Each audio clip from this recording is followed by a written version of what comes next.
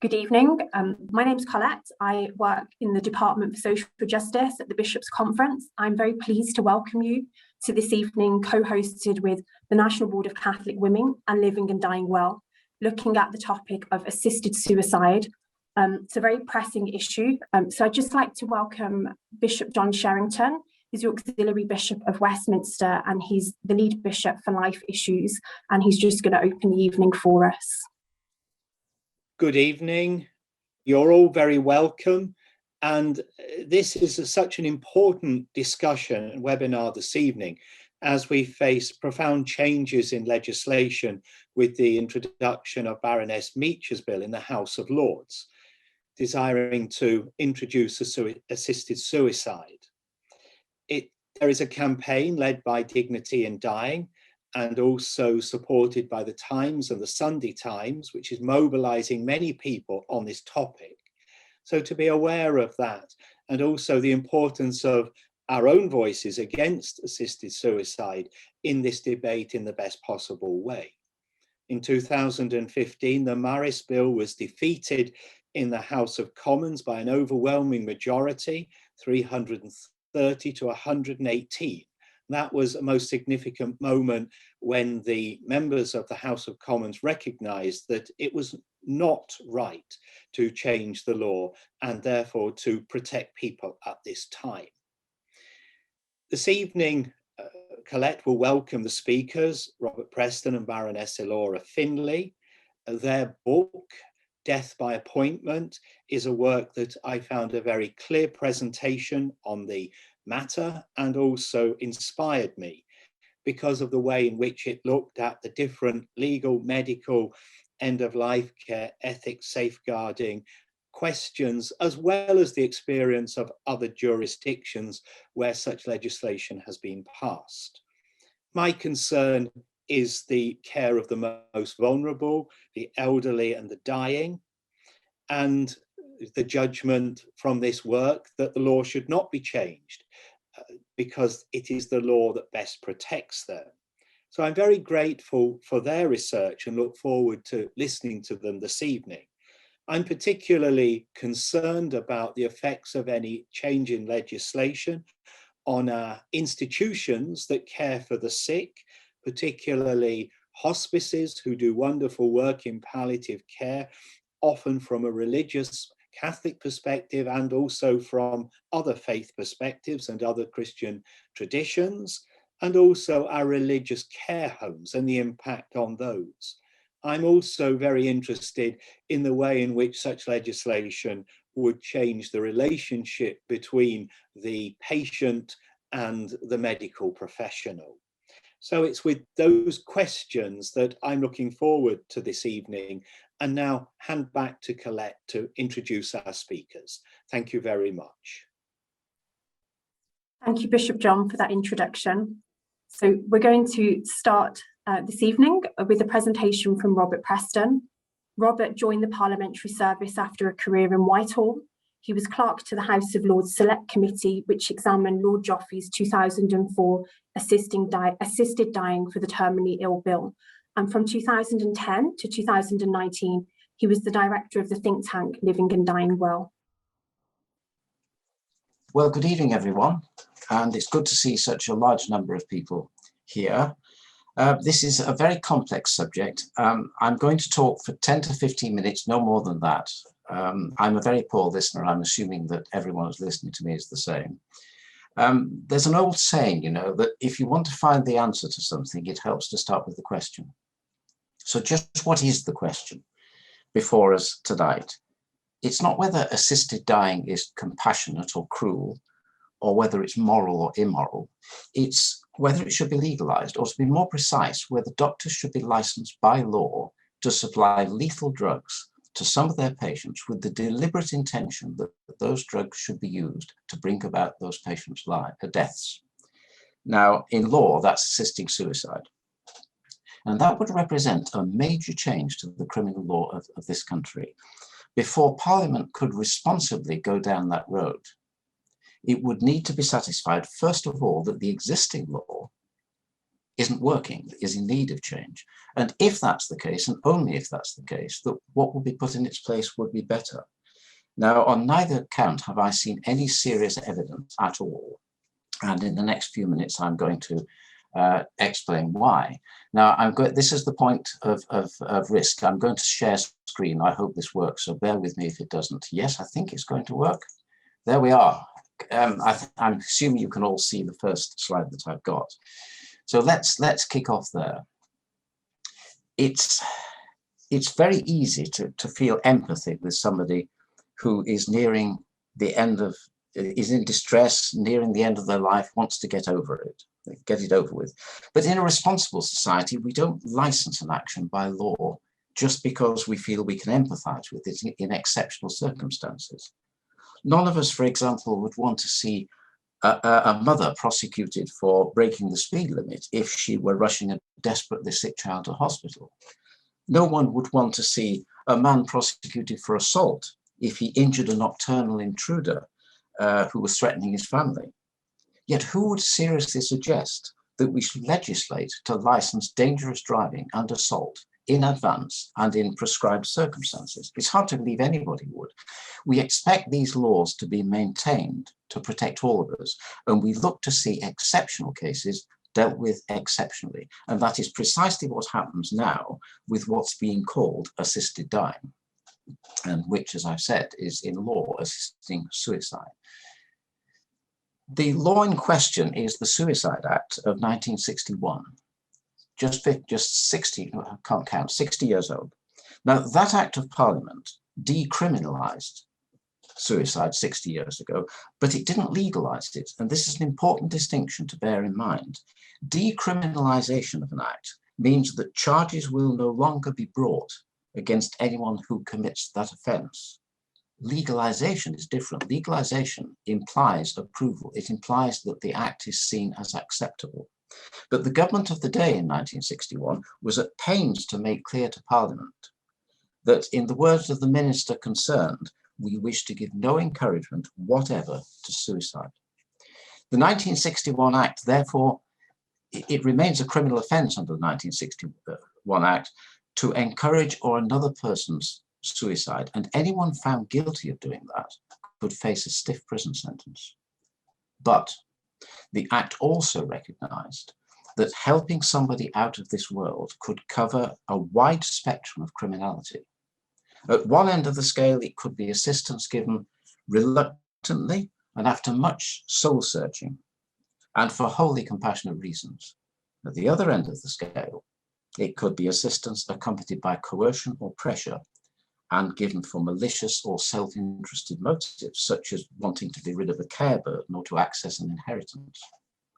The Act therefore requires the Director of Public Prosecutions, the DPP, to examine the facts of any case that occurs very carefully and to decide in the light of all the evidence whether a prosecution is appropriate in that instance. Those last three words are very important.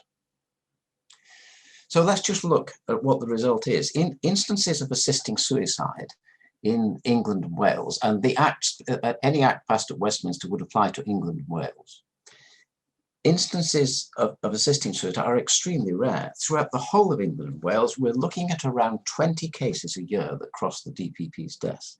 And just to put that figure in perspective, if we had Oregon's assisted suicide law, and that is the model which is being held up to us by campaigners for assisted dying here, we'd be looking not at 20 cases a year of assisting suicide, but at some 3,500 and rising. There was a 28% increase between 2019 and 2020 alone. What about prosecution? Well, prosecutions under the existing law are even rarer. I can recall one case in the last 10 years. Now, that doesn't mean, as the advocates of assisted dying will tell you, that the law isn't working. On the contrary, it's a sign that the law is working precisely as it should. The primary purpose of the criminal law isn't to haul us through the courts and put us behind bars. The primary purpose of the criminal law is to curb unacceptable behaviour. And it does that effectively. It holds in reserve penalties that are serious enough to make anyone minded to assist another person's suicide, think very carefully indeed before doing so. So it's not surprising that the handful of cases that do occur tend to be those where there's been genuine soul searching and no malicious intent. These cases don't need to be prosecuted, and they aren't prosecuted. Well then, if there are so few cases, why don't we just license them in advance? Now, don't make the mistake of assuming that changing the law simply reproduces the status quo in legal form. It doesn't. There's an understandable tendency to look with anguish and compassion at a small number of high-profile cases that attract media attention, and to assume that changing the law would simply allow these cases to proceed without legal objection. The reality is very different. Experience shows that enabling laws encourage the acts that they enable, because they change the underlying social dynamic. You have to remember that laws are more than just regulations. They also send social messages. An assisted suicide law sends the message, however unintended on the part of legislators, that if we are terminally ill, taking our own lives is something it's appropriate to consider. Is that a message we want to be sending to the elderly and the sick? Then there's deterrence. We mustn't forget about the deterrent effect. Under the law we have now, anyone minded to pressure someone for malicious reasons into taking their own life has to reckon with a powerful spotlight being shone on his or her actions and on any criminal behavior coming to light as a result. Under an assisted dying law, on the other hand, the only risk that such a malicious assistant would run will be that the request for lethal drugs will be turned down. In other words, changing the law and licensing assisted suicide removes a powerful deterrent against criminal activity. Don't worry, the campaigners tell us there'll be safeguards. Well, yes, of course there will be. And they may seem reassuring if you don't look too closely. But in reality, the so-called safeguards are little more than statements of what ought to happen in an ideal world. The fundamental problem with the proposed safeguards is that they rest on two highly questionable assumptions. The first one is that people who request lethal drugs will be assessed by doctors who know them well, along with their personal and family situations. That isn't so. The majority of doctors in most countries, including Britain, refuse to have anything to do with practices of this nature. And where assisted suicide has been legalized, as it has been in Oregon, for example, many of those seeking lethal drugs end up being referred to a minority of willing physicians who've never met them before and who know nothing of them beyond their case notes. It's impossible in such circumstances to have rigorous and objective assessment of whether an applicant for lethal drugs actually meets the conditions. The second weakness is what I call the perfect world fallacy. The safeguards assume the existence of an ideal world, a world in which all seriously ill people are completely clear that they do or they do not want to end their lives prematurely, and they are unhindered by personal or family difficulties. A world in which all doctors have the time and clinical experience to assess those who say they want lethal drugs, and a world in which all relatives are loved ones. But the real world just isn't like that. Those who care for seriously ill people day in and day out know that they are frequently frightened, often needlessly, of how their illness may develop, or worried about the impact their illness is having on their families, while they themselves at the same time are struggling to come to terms with their mortality. Many doctors these days know little of their patients' lives beyond what they may happen to pick up in the consulting room. Most families are loving and caring towards their sick members, but sadly some are not. Elder abuse is a serious and growing problem. Laws have to be robustly designed for the real world of serious illness and clinical practice and family dynamics, not for the perfect world of the idealist. Now, we're told that opinion polls show the public are demanding assisted dying, but these polls are usually sponsored by pressure groups with a vested interest in the outcome.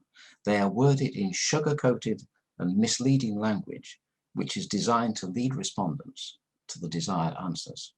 Let me tell you, when I was clerk to the Mackay Committee in 2004-2005, over 12,000 people wrote into the committee to give their views of whether the law should be changed to legalise assisted dying. 50.6% said yes, 49.4% said no. Now, I have to say my own experience of talking to people of all shades of opinion confirms this split of opinion. There are margins of committed opinion on both sides of this difficult debate, but there is a large silent majority in the centre, perhaps between a half and 2/3 of the population, that knows little about the subject, is unsure what to believe about it, but is naturally inclined to go along with propositions that sound decent and compassionate. Opinion polls supported going to war in 1914. Opinion polls supported appeasement in the 1930s. Today, they often support causes such as restoration of the death penalty, especially if there's been media interest in a horrific murder. The role of legislators isn't to rubber stamp opinion polls, but to look at the evidence and reach balanced judgments. Laws are like nation states. They're more secure when their boundaries rest on natural frontiers. Now, the law that we have now rests on just such a natural and rational frontier. It rests on the principle that we do not involve ourselves in deliberately bringing about the deaths of other people. The moment we start making exceptions to that principle based on arbitrary criteria like terminal illness, the boundary of the law becomes just a line in the sand, easily crossed and hard to defend. Think about it for a moment. If, as we are told, compassion is the reason for changing the law, where is the logic in offering lethal drugs to people who are terminally ill and expecting to die in the near future, but refusing them to others who are chronically ill but not dying, but who may have years of discomfort or distress ahead of them? Where is the logic in refusing them to people who may be suffering from severe mental illness? The late Lord Joffe, who sponsored 3 private member bills of this nature, told the Mackay Committee quite frankly that he saw legalising assisted dying as, and I quote, a first stage, unquote.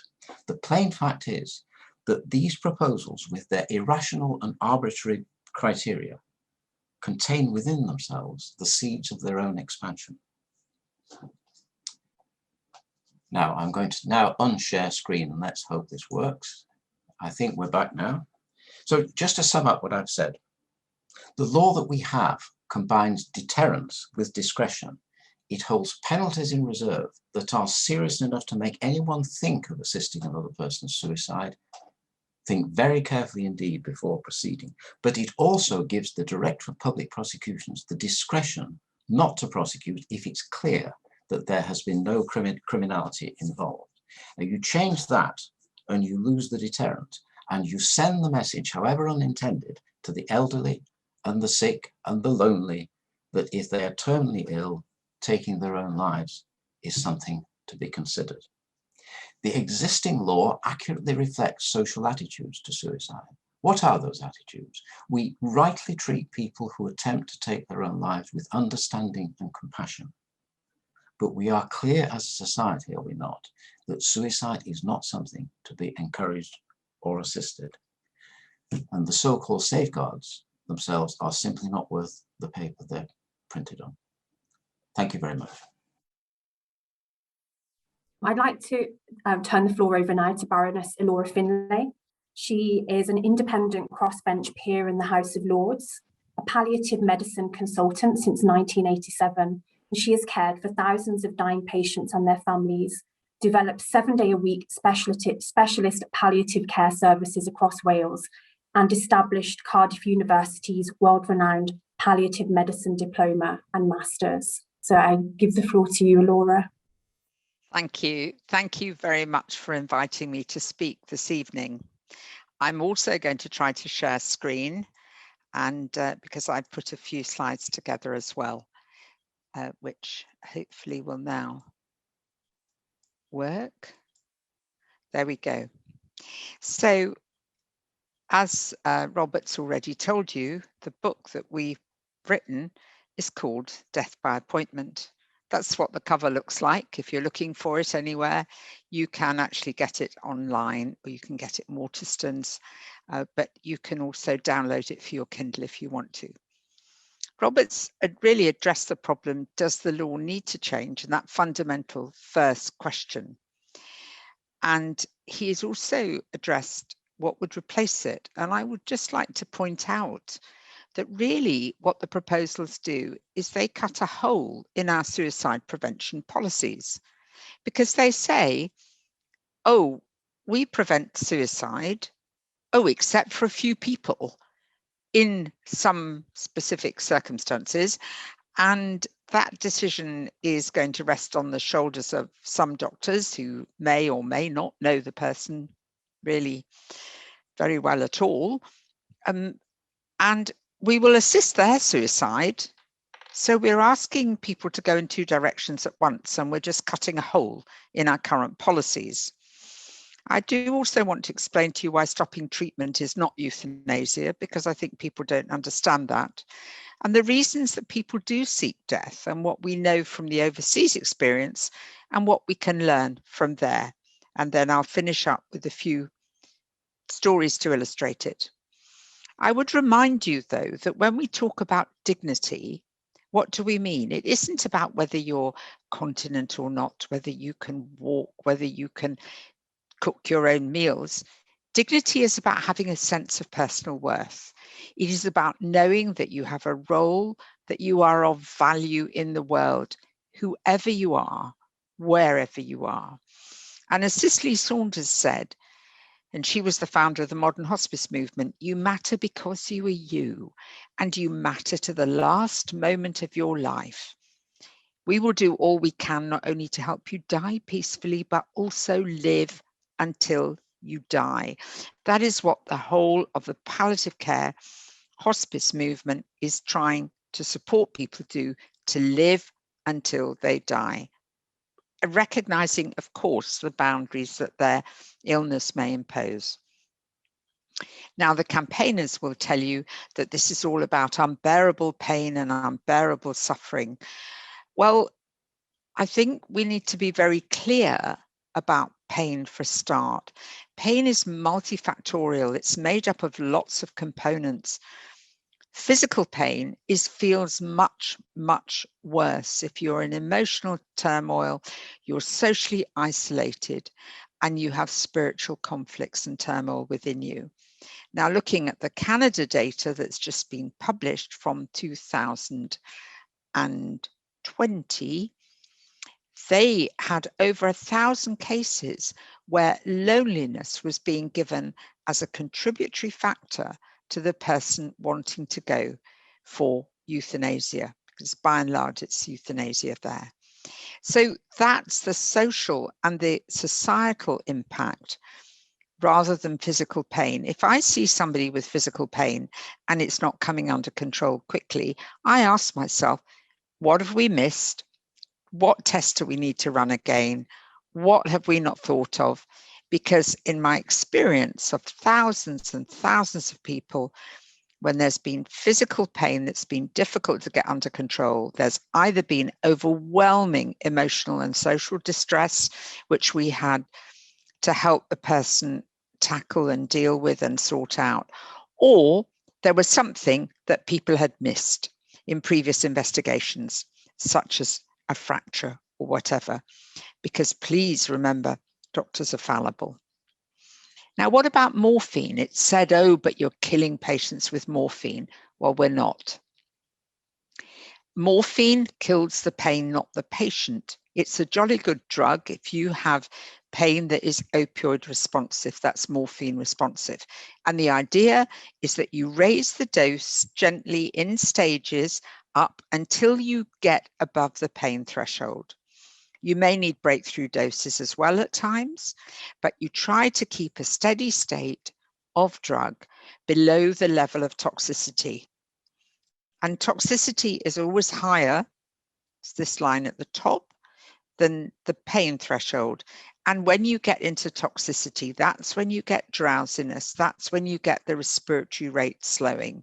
So when people have a massive overdose of morphine, basically what happens is their breathing slows so much that they die of lack of oxygen and accumulation of carbon dioxide, which is what happens in asphyxia.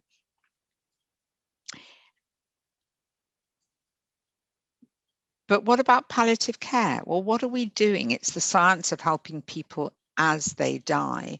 And for most people, dying is not the sudden presence of death, but it's a gentle absence of life. It's life slipping away gently and with the situation as controlled as possible. So we're trying to empower people to have the control that they need in their own dying. Why do people seek death? The Oregon Health Authority reports are very clear. Their social issues, less able to engage in activities that make life enjoyable, or feeling or being frightened of being a burden on family and friends or caregivers. Way down the list is the question of inadequate control of pain or concern about it. In other words, fear of pain, rather than that pain control is inadequate. And when we look at some of the interventions that some people have had, I'm afraid it does make one question whether everything that could have been tried really had been tried. Now, what about stopping treatment? The campaigners will tell you, oh, but there are lots of people being kept alive against their will, that doctors are forcing people to stay alive. No, they're not. You cannot be treated without your consent. That is assault. That is taught in law. You must be able to consent to the treatment. And when you decide on a treatment, and when I as a doctor decide on a treatment to offer, I'm weighing up the risks and the burdens of that treatment against the benefits. And if the benefits are not greater than the risks and burdens, then there's no point carrying on with it. And then we would consider stopping it. But it may be that for a patient, they decide that the burdens of something are too great and they decide to decline it. So what about when we stop treatment, when we stop an intervention? Well, let's take something like motor neurone disease. Think about the gentleman who died recently of motor neurone disease. A lot of in the press about him. He decided to stop his ventilator. It was Noel Conway. And even the press reports pointed out, though, that he died peacefully with his family around him. He would have died weeks or months earlier without having that non-invasive ventilator. So he had been kept alive far longer than his disease would have allowed. And when he died of his disease, the underlying disease. Nobody killed him by taking him off the ventilator because he had been kept alive. And during that time he was taken off, he had all care given to keep him symptom controlled and comfortable. And it's palliative care services have now got pretty expert at taking people off a ventilator when they decide they no longer consent to being ventilated. They are withdrawing their consent. But that's completely different to the situation of having lethal drugs. As Robert said, a doctor being licensed to give a patient lethal drugs. There, the intention is to bring about death as rapidly as possible, and it may be months or years before that person would have otherwise died. And there is the problem, and that is that the Oregon reports have shown us that actually some people take a very long time to die, and other people occasionally have woken up again. So the lethal drugs that they're given are a large dose, usually of barbiturates, to have somebody to become very sleepy, comatose, slow their breathing, and they die of lack of oxygen and their heart stops. Now in euthanasia, what happens is the drugs are injected into a vein, and that may slow breathing enough. If that doesn't, the person's then completely paralyzed with a paralyzing agent, and they actually die of asphyxia. That's not used in everybody, but that's how it works. And I worry that people don't even understand how the lethal drugs used actually work. But we're told, as Robert said, there will be safeguards. Well, what about these safeguards? A prognosis of 6 months. Well, nobody can predict a prognosis of 6 months. It is no better than a guess. It's 50% chance of being right, 50% chance of being wrong. The biggest error that I ever made was with a patient in 1991. I and 3 other senior doctors, his GP and 2 other consultants, all thought that he had a prognosis of 3 months or less. That was 1991. He is still alive today, living at home, living independently. You cannot tell. What about being terminally ill? Well, the definition is very loose and it's really difficult. And what you're asking is to define in law that somebody is terminally ill. Now, what about the diabetic who depends on insulin? In my own family, before insulin was available, we had a young man in his 20s who died within weeks of his diabetes starting because there was no treatment for it. So would you say that a diabetic who says, I'm going to stop my insulin, is now terminally ill because they will die pretty quickly without it? What about the person who says that, who is mentally ill and who feels suicidal and has perhaps attempted suicide? What about having a clear and settled wish? Well, the legislation doesn't tell us how long you have to have had that settled or clear wish for. It does provide a short cooling off period, but the cooling off period actually is less than the cooling off period I had when I bought a new fridge recently. I mean, it really is no time at all to reflect on what you're doing. And the other thing that the campaigners say is you must have the mental capacity to make the decision. There cannot be a bigger decision that you make than the decision to end your life.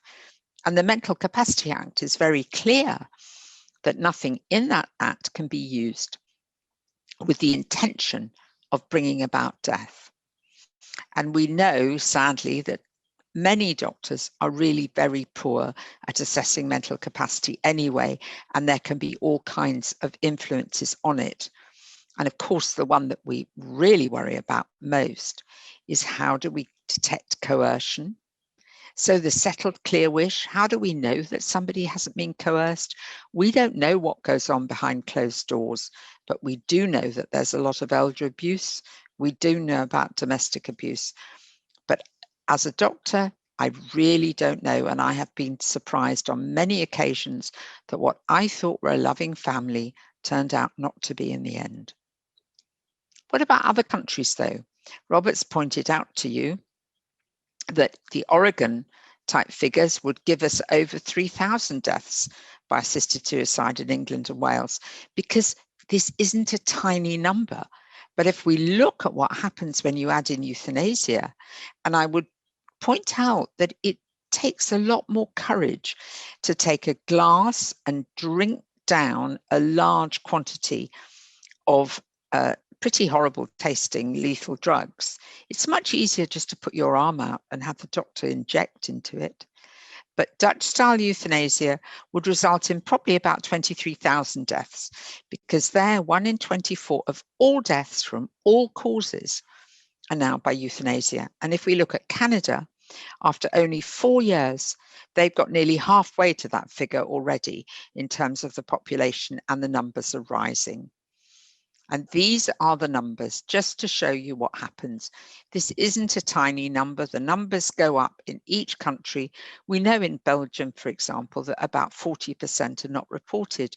And that's not surprising, because if you rely on the doctor to do the reporting, and the doctor hasn't really gone through all the questions carefully and properly, or hasn't taken the time to really get to know the patient well, they're not going to report that they didn't do something correctly. They're just going to not report it, because there's no way that the assessments that are done are being scrutinized anyway. This is all post-event reporting. And of course, the chief witness is dead because they've been given lethal drugs. And you can see the steep rise that's gone on in Canada, which is really quite alarming. But let me just tell you about 3 stories which I think illustrate what Robert explained to you, which is that the laws have, all these bits of legislation have their own expansion built into them. The girl in the middle was Tina Nice. She had a lot of problems with addiction, with eating disorders, a lot of mental health problems. And in 2010, she was given euthanasia. This was mental health issues. And there's been a trial about it recently, and the doctors were acquitted. The trial came about because one of her sisters was really worried that she hadn't been given all the mental health support that she should have been given. And what that did was it set the precedent that mental illness is actually a valid reason for you to have euthanasia. What about Aurelia Breuers? She was 29. She had had a terrible childhood. She had been abused. She had an awful time, and she was often distressed and self-harmed. But I have a worry about a society which accepts her saying that, okay, you've been abused and you now feel that you'll never be happy, and then decides to destroy the life of the person who's been abused, rather than take responsibility for trying to do something more about it. And in fact, in 2017, on going through the case reports there, 83 people were euthanized on the grounds of psychiatric suffering. And there were people in there who'd got learning difficulties and so on as well. And there was another case in Holland, which was of a worry. This was a lady with Alzheimer's who had said in the future that she would want to be euthanized whenever I think the time is right. But she went on to say, but not just now. It's not so bad yet. She thought she was going out with her family for a meal that day, but actually her coffee was drugged and she was restrained while the doctor injected her with lethal drugs, saying this was a wish that she had expressed previously, and so her advance directive was being implemented. Now, there's a real problem here because a lot of people have fluctuating capacity. A lot of people have fluctuating wishes that come and go. And it was said by somebody in Holland that the problem of overruling the wishes of incompetent patients to live is a real problem, because a will to live is your basic fundamental right. And they've had an ethicist quit the regulatory committee because of the major shift in interpretation of the country's euthanasia laws that resulted in increasing numbers of dementia patients. And so now an advance directive has the same status as an oral request. So I put that in to illustrate Robert's point that these laws become expanded and they don't have a clear line, a clear red line that you don't cross. And what about in Canada? Well, are there unintended consequences? Yes, there are. There's moral injury that we're hearing about amongst the doctors who don't want to be involved here. Roger Foley, who you can see, I'm sorry, the picture's a bit blurry, went to court to try to get the support for the care that he needed to live well, but he couldn't get that, but he was offered euthanasia. And there was an article in the Washington Post recently pointing out that Canada is plunging towards a human rights disaster for disabled people. And there have been articles now coming out about the cost saving to the economy of the people having euthanasia rather than being provided with care, and a requirement that they are offered euthanasia as an option in their treatment. So those are the expansions that can go on. And I'll stop sharing my screen there. So what I've tried to do there is to tell you what we do in palliative care, how we manage pain, and that we're not killing patients by stopping their treatment when they refuse treatment, and we're not killing them with morphine and other drugs that we use. Thank you.